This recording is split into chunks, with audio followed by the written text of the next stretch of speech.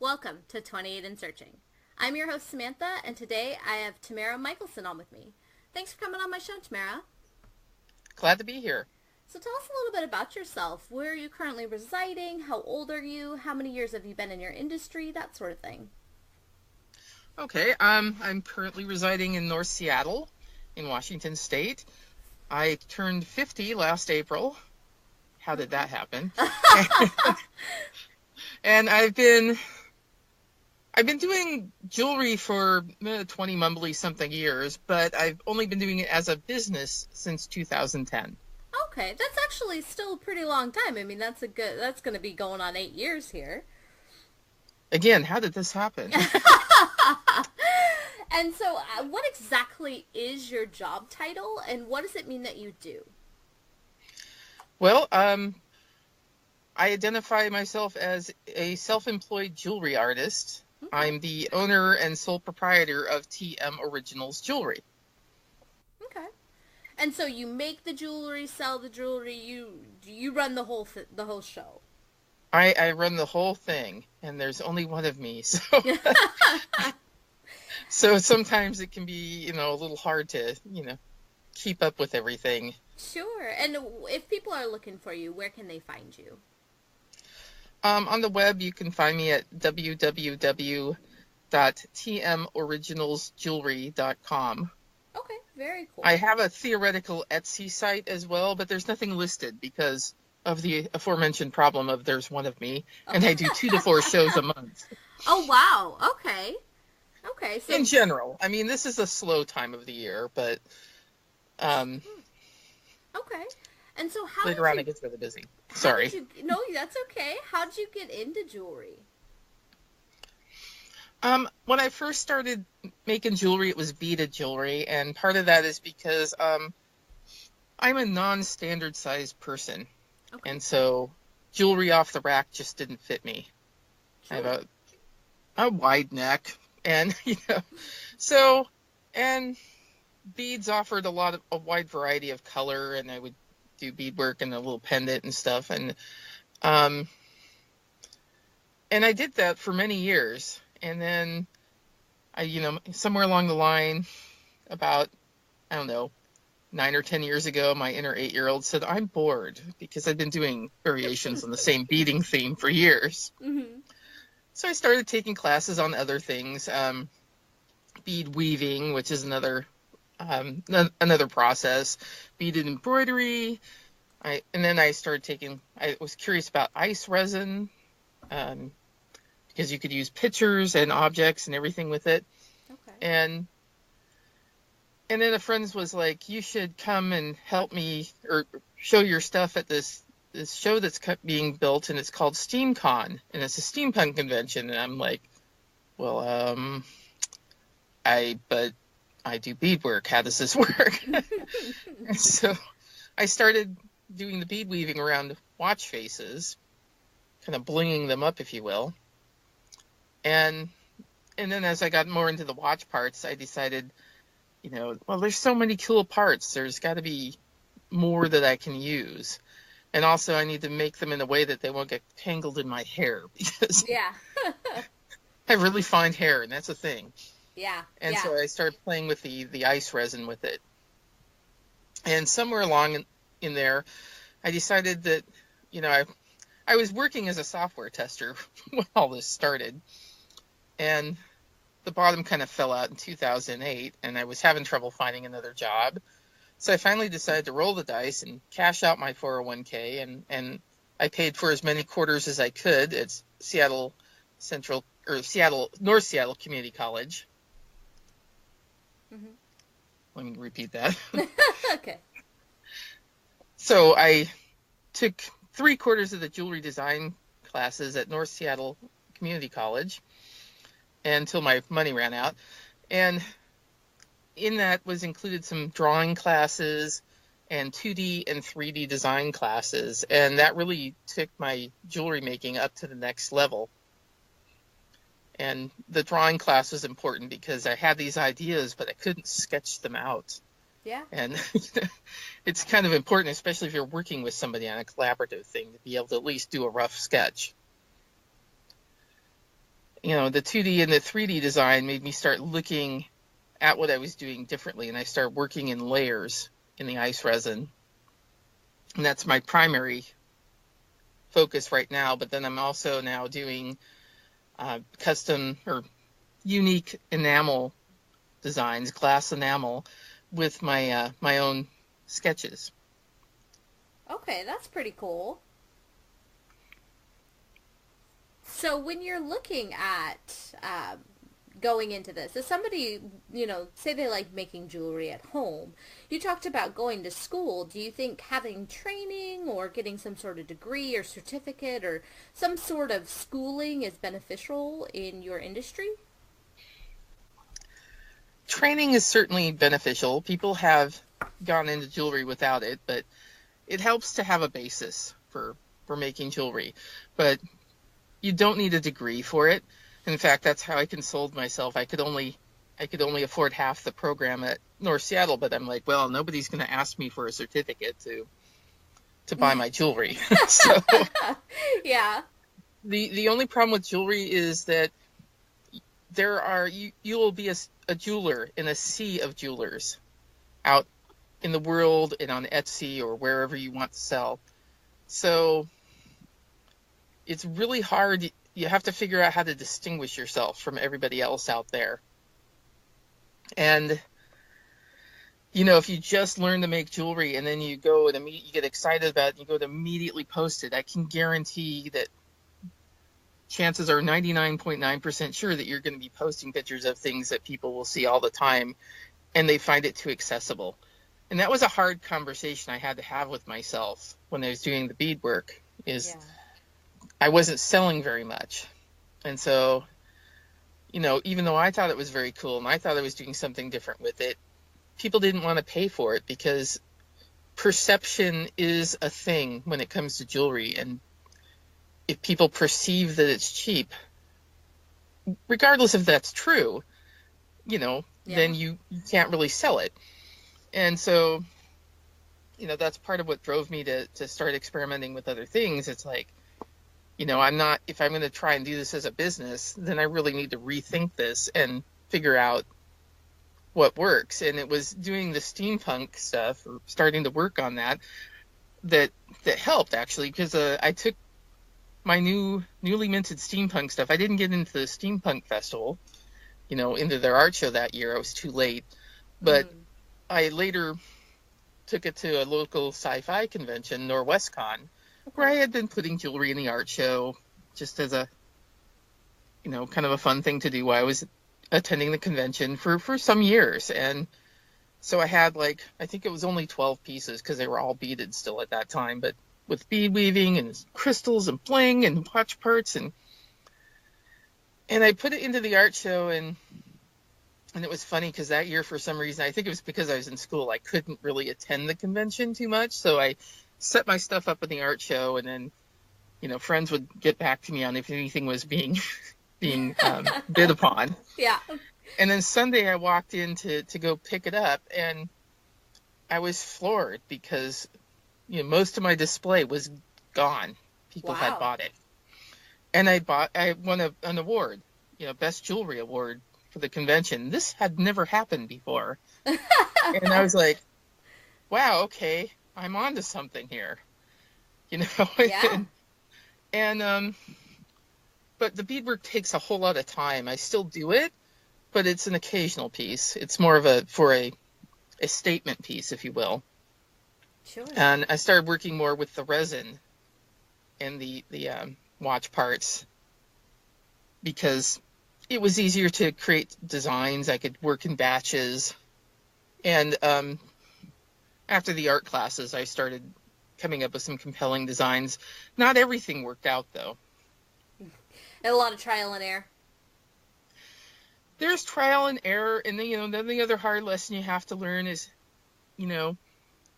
not every idea you're going to come up with is going to be popular. Yeah. And that's okay. And that's the big part of it. And that's okay. Give yourself time for research and development. I rushed some things out there and started making them without really testing the waters to see how popular they are. And So it's really funny. I would do some of the resin work in molds so that I Mm-hmm. could put color in the background, or, you could see through the jewelry, and I thought that was really cool. But when it was just done in molds, people looked at it and they thought, well, it's plastic with watch parts.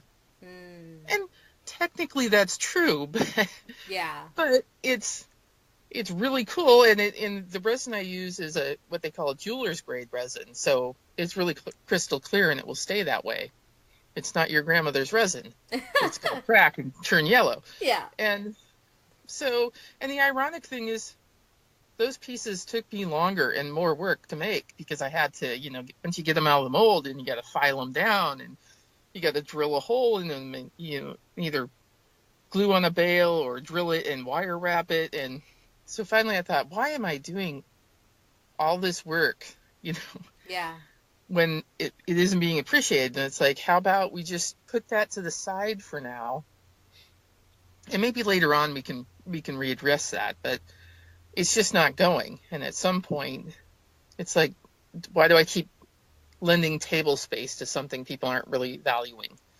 And, working in the metal bezels and then filling them with the watch parts and layers, that people responded to better. And so it's like, well, let's go with that. And Yeah. sometimes that's when you have to stand back and say, what's going on? And let go of things if you need to. Yeah. Absolutely.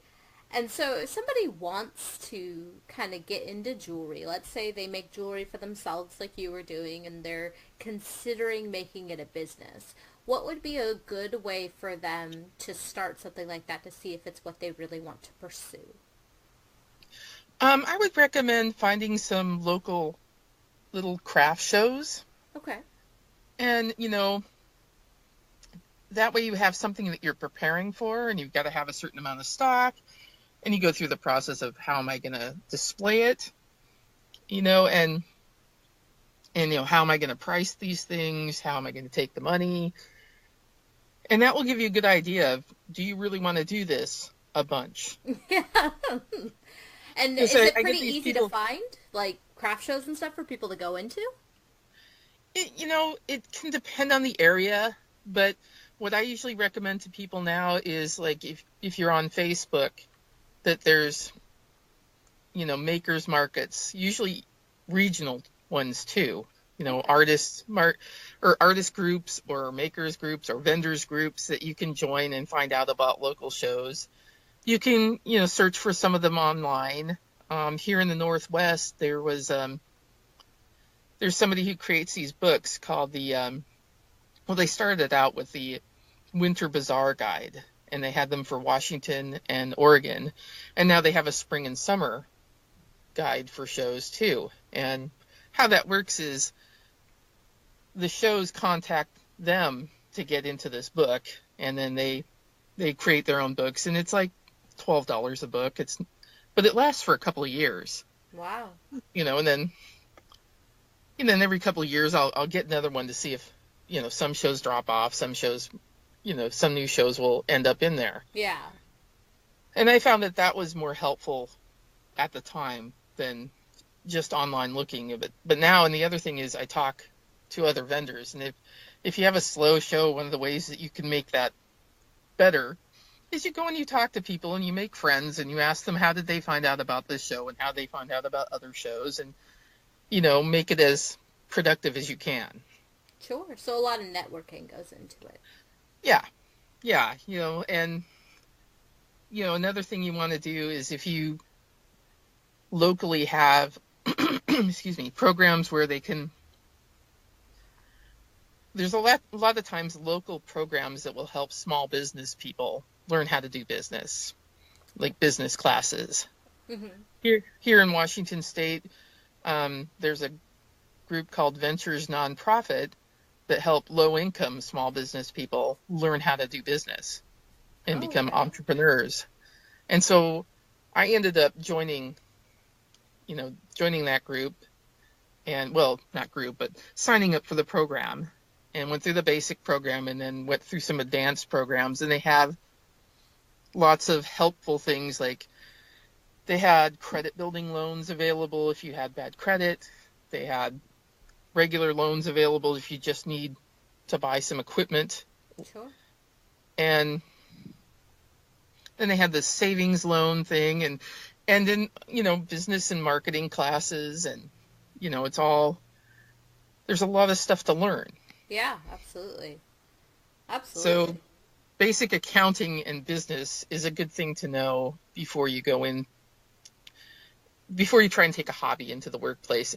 And I found that a lot of the books online, or not online, but books that, I'm a reader, so yeah. I'm like, oh, I'm going to make this a business. I'll go to the bookstore and find some books. And there was one I think called Crafting Your Business, and I looked into it, and, it had all these stories, mostly women, but they weren't very helpful. They didn't talk about the nuts and bolts of getting a business off the ground. Yeah.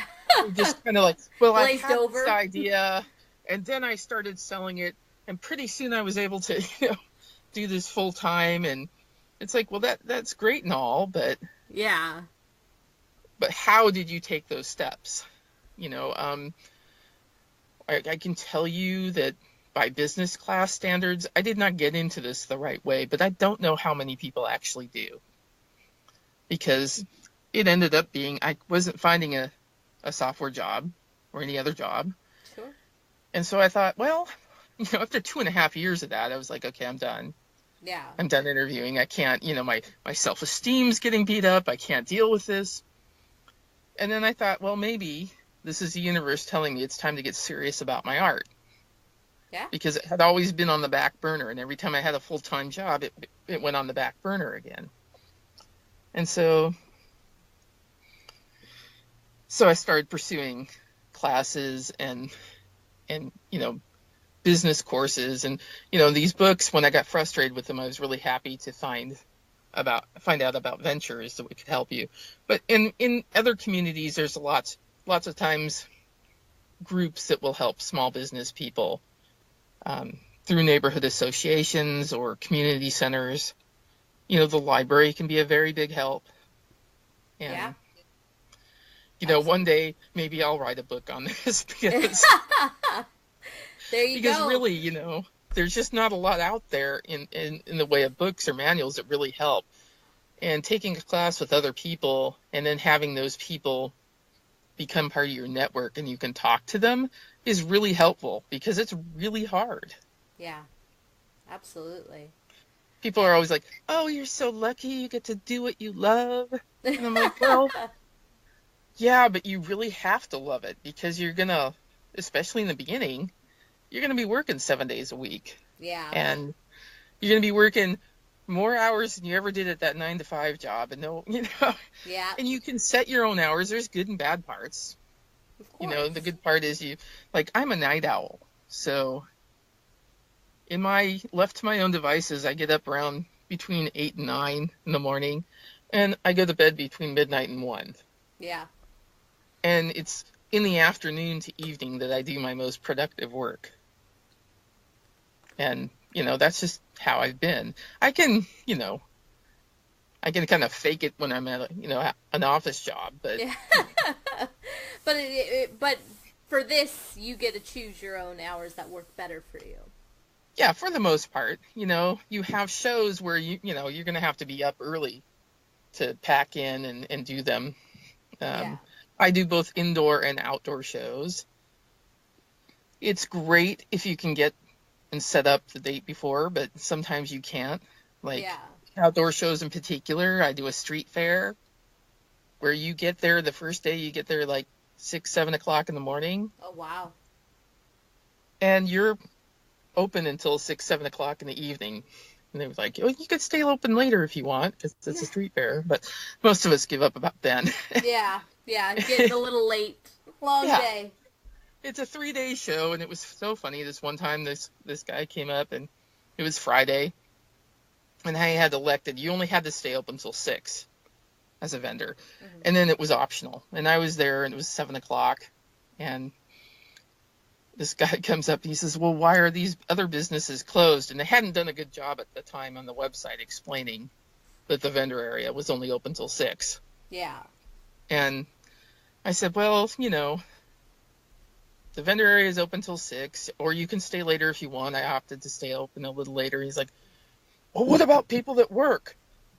I'm like, you got to be politic. But I'm like, dude, I've been here for 12 hours already. Yeah. And, it's like, and this goes on all weekend. But, people kind of don't think about that. And that's a problem. When you're a self-employed person, you have to deal with a lot of people's perception of what that means. Yeah. Sometimes there's this perception. I mean, if you're really fantastically successful, like, say, Bill Gates, who was self-employed at one point, then people respect you. And, if you make a lot of money at it, then you're great. But if you're someone who's an average person and you're working at it and right now you're kind of poor, yeah. People look at you like somehow you're a slacker, and which is ironic since you're usually working harder than you ever have in your life. Yeah. And more hours. And and so that's another reason why it's good to build up a network of other small business people, because you can commiserate to each other, because you have these days where you think, gosh, I'm a failure. Yeah. Because I'm not rich. Well, it takes time and it takes a lot of effort, but I have, in a lot of ways, a lot less stress about certain things. And I don't have to worry about like stereotypes and working with people that are passive aggressive. Yeah. I'm my own boss. Yeah, you get to kind of choose what you're, doing to some extent. Yeah.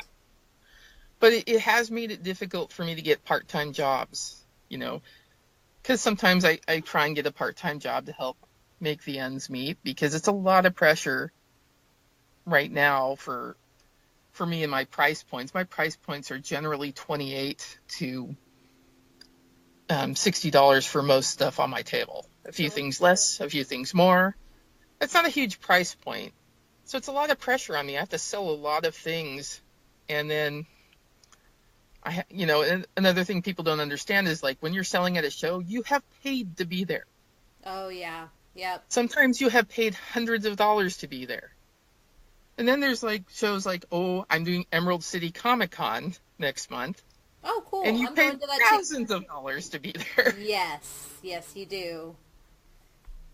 What the booth I have is more than $1,100. Wow. Yeah.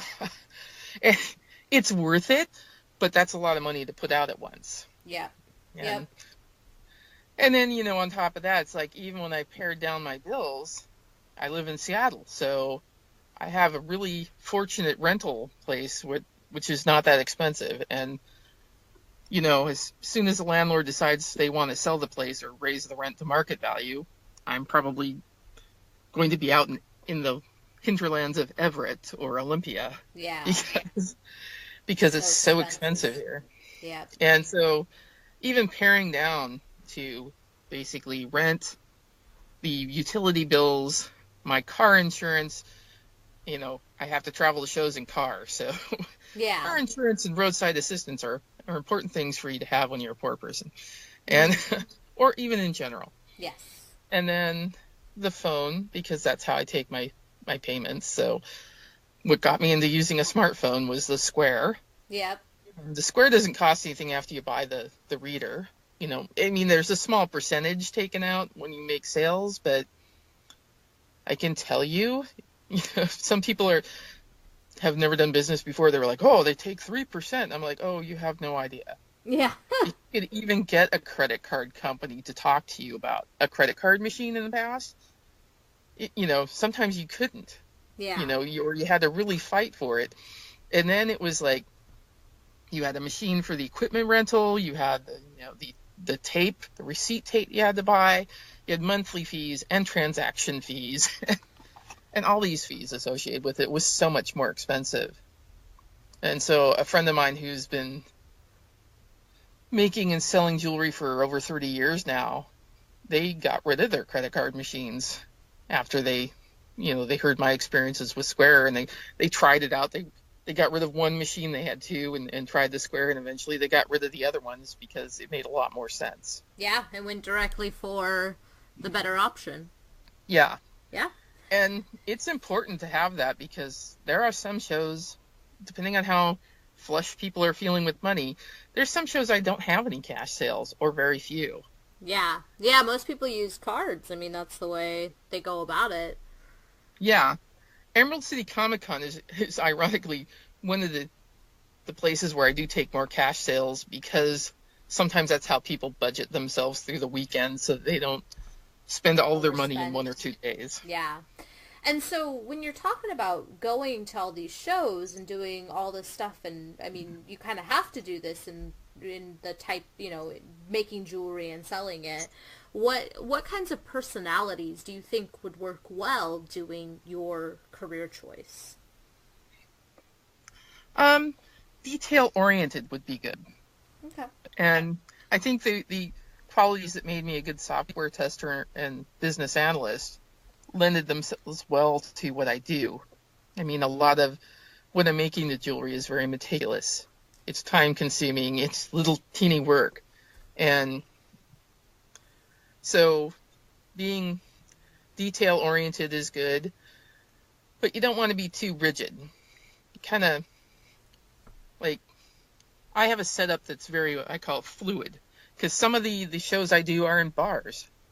And, you have a much smaller table space. Yeah. And then, then you have tables, Comic Cons where you may have a large space, a 10 by 10 or an 8-foot table at the very least. And so I can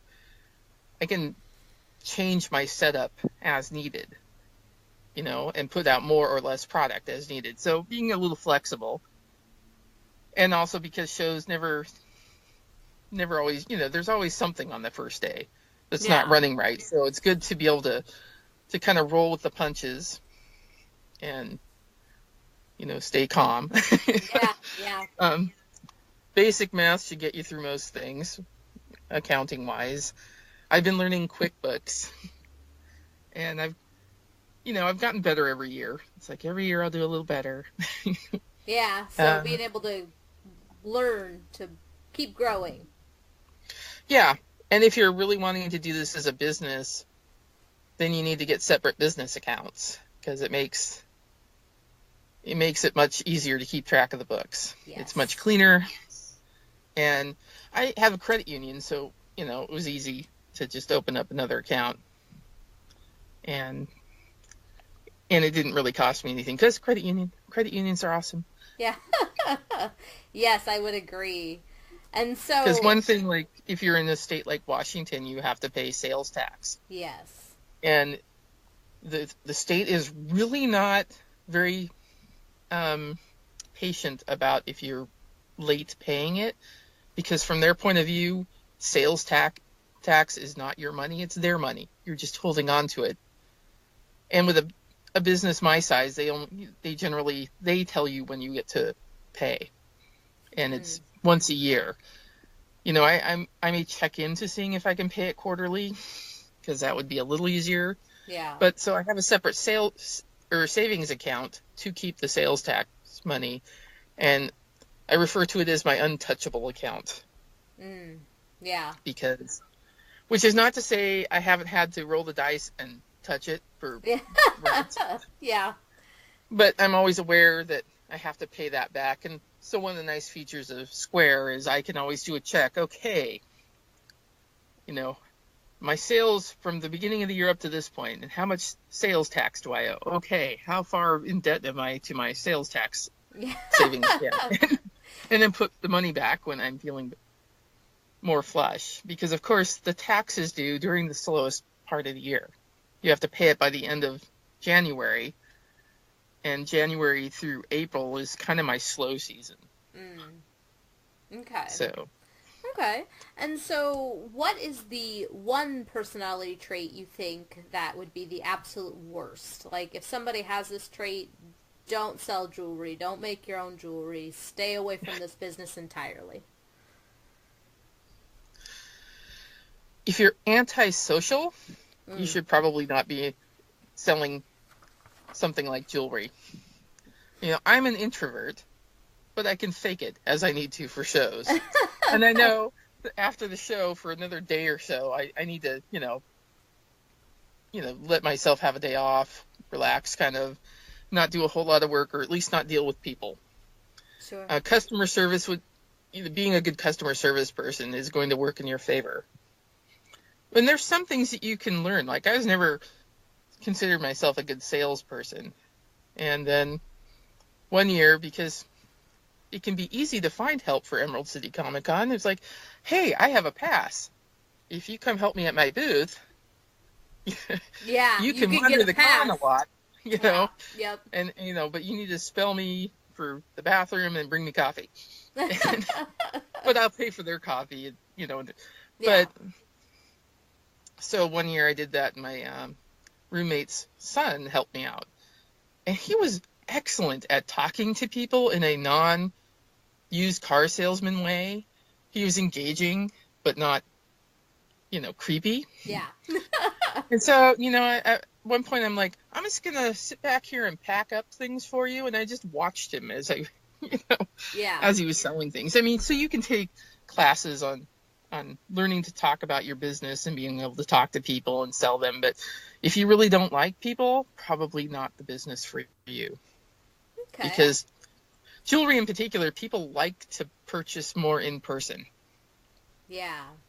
I sell way better at shows than I ever have anywhere else. Because it feels personalized, right? It feels like something special. Right. It's personalized, it's special, people can look at it and see how it looks, and and they can really see the size, how it appears on them. Yeah, oh yeah, that too, because, jewelry's such an individual thing. Sizing, like even just the size of the item, like if you buy earrings, you don't, some people like them very large, some people don't. So yeah, I could absolutely see that being the case.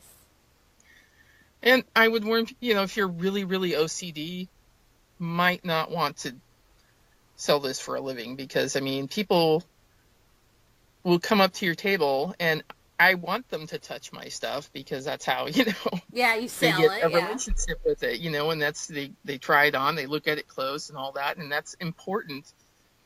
But it also means that, you get a crowd of people through, and you got to tidy up your table a bit. It can get really messy. Yes. And there's a fine line between, you don't want to be overly tidy so that people feel like they can't touch things, but you don't, but you want to make it so it's not a snarled mess of a table. Yeah. Wants to look inviting too. Presentable but inviting. Right. Okay, fine line. Approachable. And so, what has been the worst day of your career so far? Yeah, well, I was trying to think about that.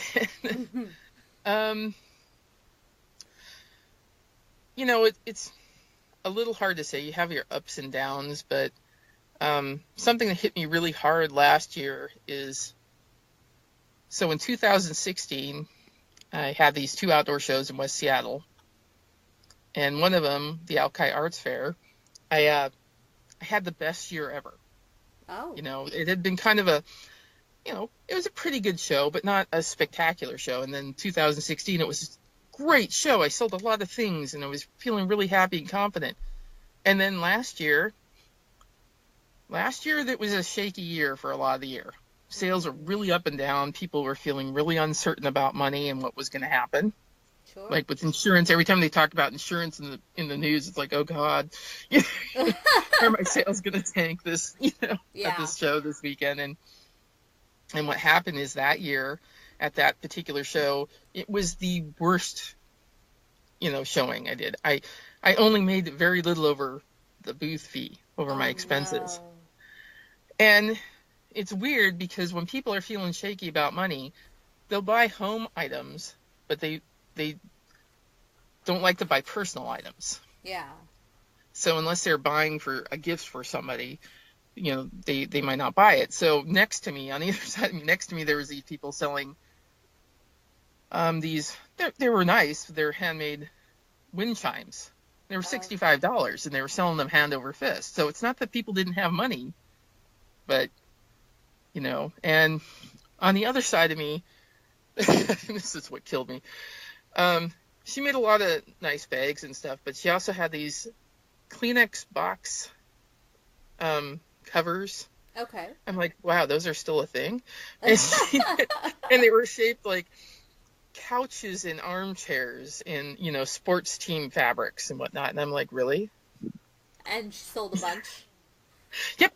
Oh. Was selling them all over the place. I'm like, it felt like, wow, Yeah.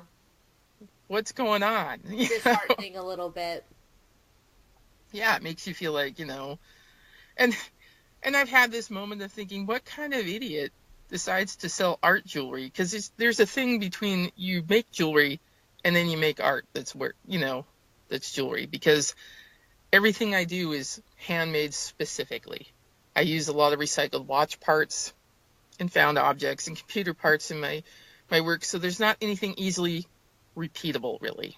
Yeah. I mean, variations on a theme, certainly. Gears are always popular.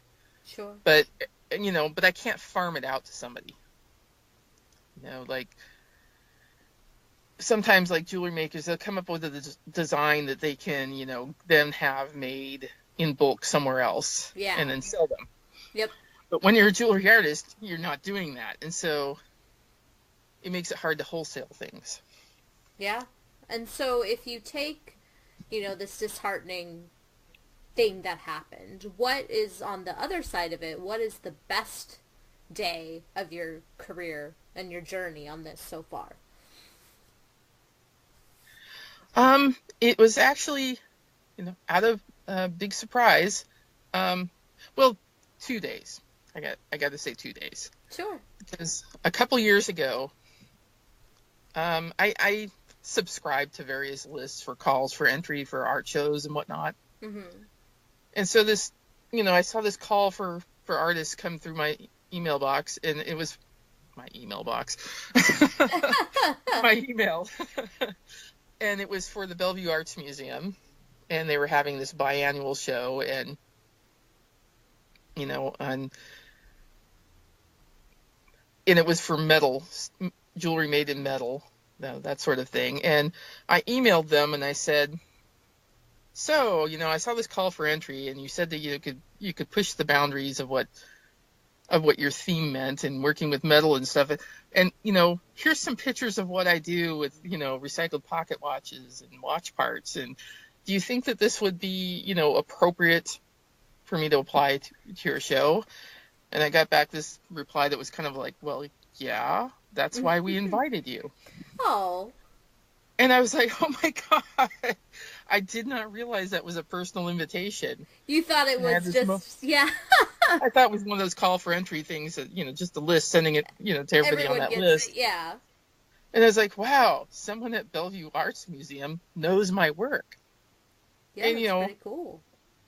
And the way these go, I didn't get into the show because there was only like 40 spaces for the 300 people that were invited to apply. Yeah. And that's fine. But that was a really big high, that somebody at, an arts museum knew my work. I was like, wow. Yeah, absolutely. And then late last year, I had one of my holiday shows was, not so great. But, again with the networking, and somebody picked up my card and they said, oh, hey, I know somebody who works at Recology and buys for their stores, and I'm going to give him your card. I think you'd be a good fit. And I'm like, okay, great.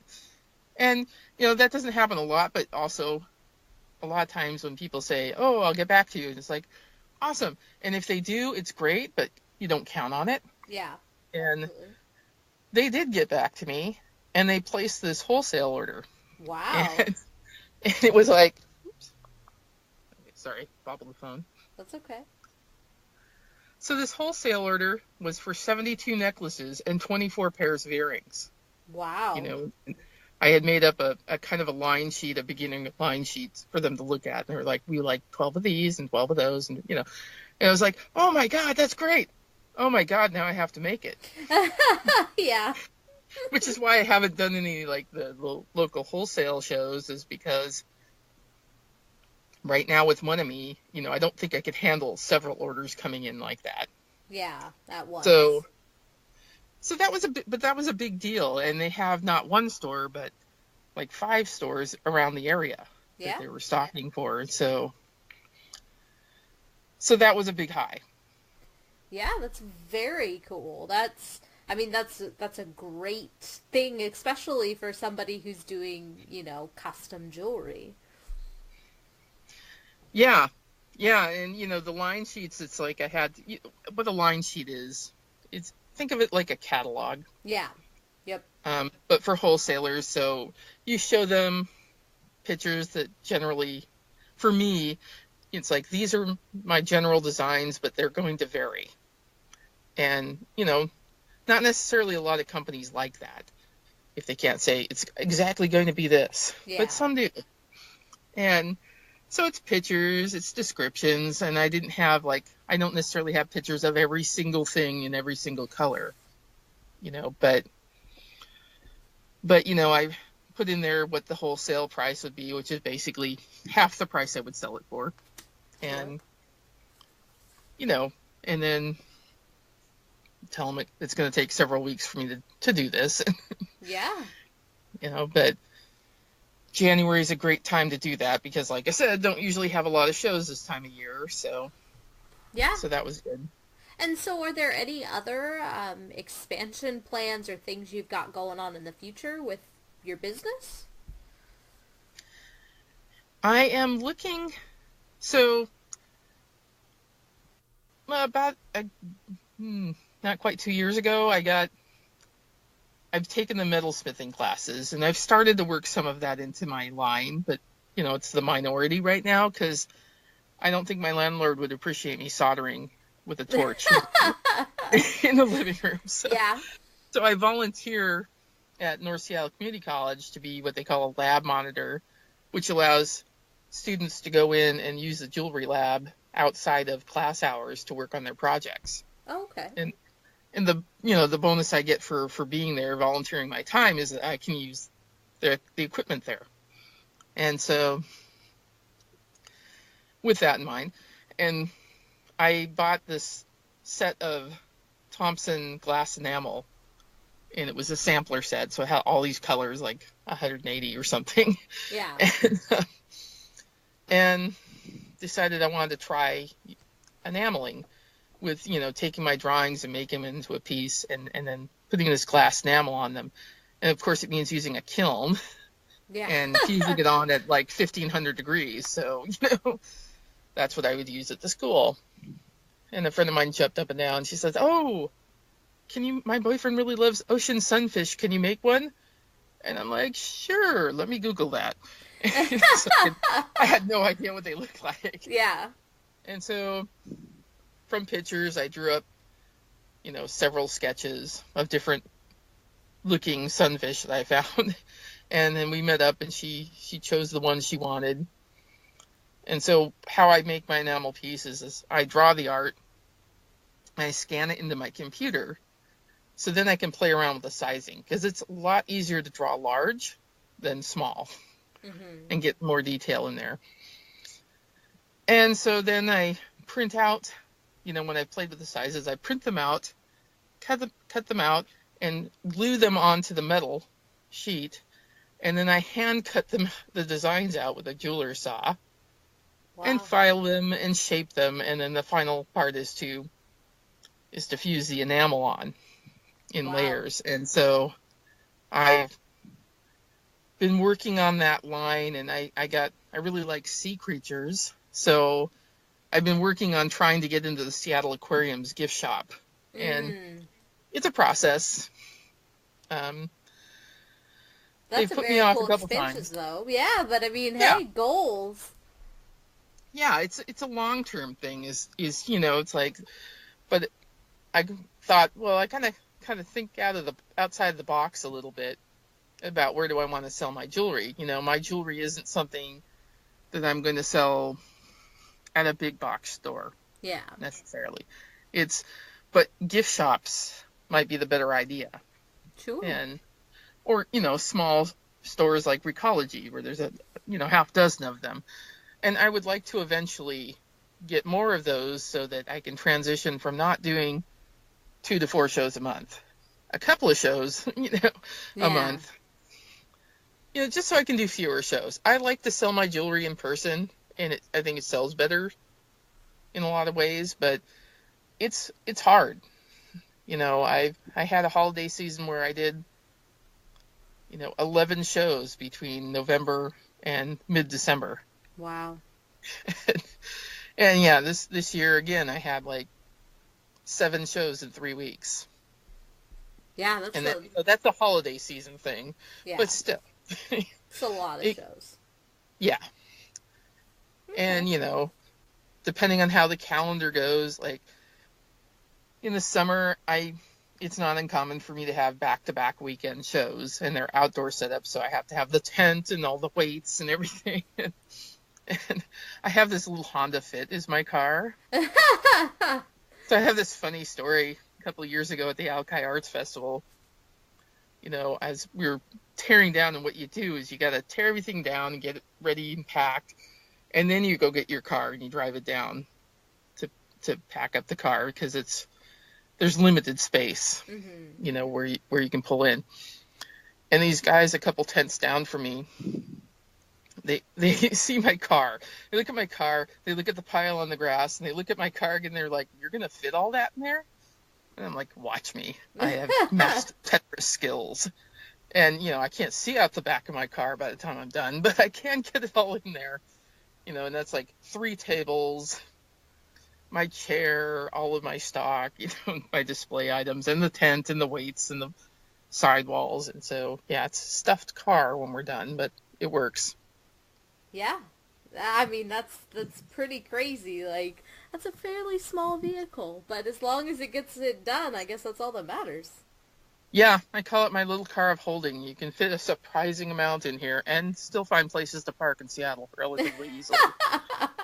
That's an important thing. Yeah, that's the most important part of that whole story there. Okay, so we've kind of gone through, what it means to own a jewelry business and kind of what you've gone through and, how you get started and what you kind of need to know to at least, show an interest in what you're doing. So I just have a few more questions for you. Okay. What did you want to be when you were a kid? I didn't have this driving idea. Some people are like, when I was 5 years old, I knew I wanted to be a nurse or a firefighter or whatever. And I'm like, if I had any ideas, they were completely impractical. I was fortunate enough that we had a family horse and a inexpensive place to keep her. So, I'm sure at some point I wanted to be a cowboy. Of course. Of course. My mom encouraged me in arts and crafts and music. And, at some point when the college started coming up there, I'm like, well, maybe I could take music. And she's like, no, that's impractical. That's what you do as a hobby. And so, I was raised to think, arts and crafts and music, that's stuff you do as a hobby. Well, now it's funny not. Enough, yeah. So, but when I was, grasping around with what do I do now, I'm not finding work, jewelry has something I've always gone back to for a number of years. I just really like to do it, and all the work the little meticulous things you do to make it that would drive a lot of people crazy. Yeah. I really like doing that. And so, and I always thought it was kind of ridiculous though, that when you're in high school and they're like, decide what you're going to be for the rest of your life by the time you're 18. Yeah. And I'm like, what? How? Yeah, so really good advice I heard someone give, and I give to other people now, is like, when you're going to school, it's like, how about you spend the first couple of years getting all your basic classes done, the stuff you have to take, and then maybe figure out along the way what things interest you as a career. Yeah, absolutely. And so, would you and then expect that you're going to change it 3 or 4 times in your life. Yes, absolutely. And so what is the best piece of business advice you've ever received? Business advice. Now I go blank. There's been so much. Well, one of the things is, like, I tend to be a little perfectionist. And, I've gotten better over the years, but, you know, people that sit me down, it's like, you can't put on yourself that you're going to do everything right all at once. That you can do all the things right away. So that's why when I say QuickBooks, I get better every year. It's, allowing for myself that I'm not going to be perfect, but I'm going to try and get better every year. Yeah. And it's, kind of the same with the shows and things you're making. One of the pieces of advice I would give people if they're making art of any sort is, if you're deciding to do it for a business, still remember that it's okay that not everything makes money. Not everything you do has to make money. I know in our society, particularly for women, when they do arts and crafts, people kind of expect that you're going to monetize that. And that's ridiculous. You shouldn't have to. Unless it's something you really want to do. If this is not something you really want to do, then don't try and make a business of it just because somebody else says you should. Yeah. Because everybody else has ideas about what you should do. Oh yeah, so this is the other piece of advice is like, do what you want to do. Go with your gut. Even if people say, oh, I don't know if there's a market for that. Well, there is. It might take you a little time to find it. But when I have tried to do stuff that was like a you should thing, rather than something I was really interested in, it didn't go well. It's like people can tell your heart's not really in it. Yeah. Or there might be other reasons, like I was doing cameos in resin, and I was trying, I can do all these colors, and I can make them in black, and glow in the dark and whatnot. But when push comes to shove, the clay ones you can find on Etsy for $3, that's what people are going to spend. They don't care that much about all the colors and all the, glow in the dark. Sure. And so it became this thing, I just kept doing it for a while. And I'm like, why are you doing this?